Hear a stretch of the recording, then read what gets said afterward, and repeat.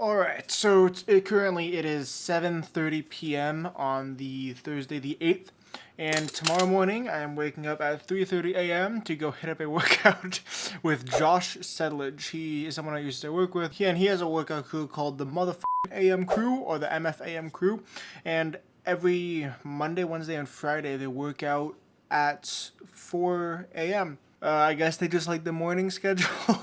So one of my coworkers brought it up to me, and he's like, "Yo, you should come." I'm like, "Okay," and then I didn't for like a month. But tomorrow I'm gonna go. So I guess I'm just gonna vlog the experience with working out at 4 a.m. I'm probably gonna have to go to bed at like 8:30 or 9 here, so like in an hour or so. And I'm gonna go with one of my friends, so we will see how this goes. I'm excited for it, so I will see you tomorrow morning.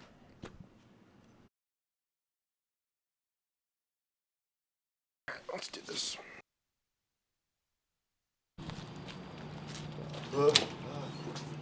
Alright, so today we are here with Joshua Sedledge, aka the BJJ strength coach, aka the CEO of Waking Up Early in the Morning. Do you wake up at what, 2? First alarm goes off around 2 a.m. But I have backup alarms in case I miss that first one. Have you ever missed them? Oh yeah. But that's why I set literally like 30 different alarms. That way, if I miss the 2 a.m. alarm, I'm up at 2:05. If I miss a 2:05 alarm, I'm up at 2:10. The latest I've missed it is probably by 20 minutes, where I didn't get up until 2:20. But still, it gave me plenty of time to do what I needed to do for my morning routine and make sure I come to the gym prepared and ready to train. For sure. Speaking of, I'm pretty sure, correct me if I'm wrong, but you own your own business, right? Mm-hmm. Yep. So waking up at 2 a.m. is more of a choice than like a time constraint, like you have to do that. Why do you choose to wake up early in the morning as opposed to a normal time? Yeah, absolutely. Well, I feel very strongly about the dreams and goals and visions that I have for the future, and I know that I'm working towards achieving great things for my own life and things that'll have a massive positive impact on the rest of the world. And I know for myself that if I'm going to be able to do any of those things or be able to step into that calling, it's not going to happen while I'm asleep. And I need the most amount of time possible that I can just focus on the things I need to get done, so that way I can get closer to reaching that goal. And for me, that time happens before everybody else is awake. I used to stay up really late when I was in high school, and it was kind of effective, but not really. I'd get distracted a lot, and I would be sleepy and tired, and I'd think like, I'm just going to go to bed and I'll do it tomorrow. And tomorrow oftentimes never comes. We all know what it's like to say, I'm going to start my diet on Monday.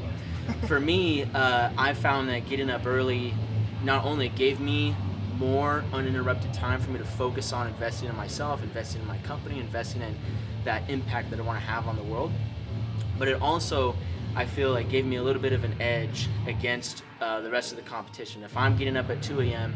and everybody else gets up at 5:30, I'm already done with my training session before they're even awake. I'm already starting my work day, starting on those critical tasks I need to get done for me to reach those goals. I'm already started on those things before the rest of the world is woken up. And then you go to bed at what, like 9, 8? Usually between 7 and 8. 7 and 8, okay. So it's a solid 8-ish hours? It's more like 6 to 7 hours. On the weekends, though, I do sleep in to make sure I'm catching up on enough sleep and I'm recovering. But Monday through Friday, it's pretty strict. 2 a.m. wake up, no matter what, in bed anytime between 7 and 8 p.m. Awesome. And then, you are the BJJ strength coach. I know there are people who do it who are, I would say, anomalies, like you and Enzima, for example, who can bodybuild and do BJJ and have them work simultaneously. For me, on the outside looking in, it seems like two things that are almost contradictory, in the sense that as you build muscle, as you get more into bodybuilding, your mobility becomes lowered. Do you think there is like a fine line that someone can kind of cross, or is it kind of just like left for people with better genetics or that kind of thing? That is an excellent question, because back in the day there was this weird perception that a lot of jiu-jitsu athletes had, that being stronger was a negative thing, being bigger and having more muscle mass was a detriment to your performance. And those things are only detriments to your performance if you spend so much time in those areas that you neglect other important areas. You could talk about diet and exercise the same way. If you could diet too much. It's like, can you really diet too much? Well, you could limit your calories so much that it's no longer helping you. That would be a bad thing. Yeah. But eating in a slightly caloric deficit so you decrease body fat, that's a great thing. And so training for jiu-jitsu is the same way. I'm a giant meathead, and I've been I've been a follower of Marcus Super Training Gym since the very beginning, so I feel like it's a part of me to be just a freaking meathead. And I can definitely go too far into the meathead side where I start skipping my mobility work. I'm not as disciplined or dedicated in getting in the conditioning that I need to do to stay in shape for Jiu Jitsu.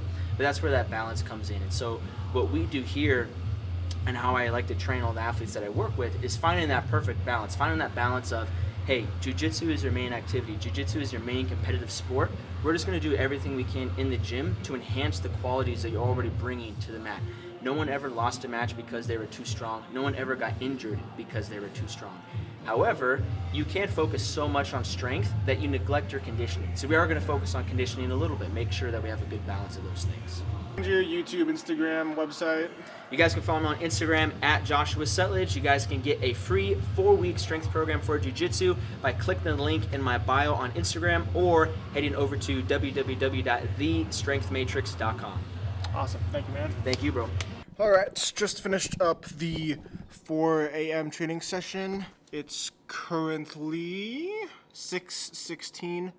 I got here at like 4:15, so it was like a solid 2-hour session. It was good. I actually really surprisingly liked it. I don't know like what it was, but it just feels like you're more productive in the morning. It's definitely different for a lot of people. I think I know how to like go around it and like how to manage it properly, but overall I did really like waking up at 4 a.m. and coming to train. I think it's definitely something that anyone who's interested should try out if they have a gym that offers it. If not, just kind of try to go in as early as possible and see if you like it or not. Alright, so we eating a Black Bear, the post-workout breakfast. I'm going to get something really lean, relatively lean. I'm going to pop up a picture of what I got with the calories. But that's going to be all. Like I said, at the gym, I would recommend working out early in the morning, 4:30 if you can.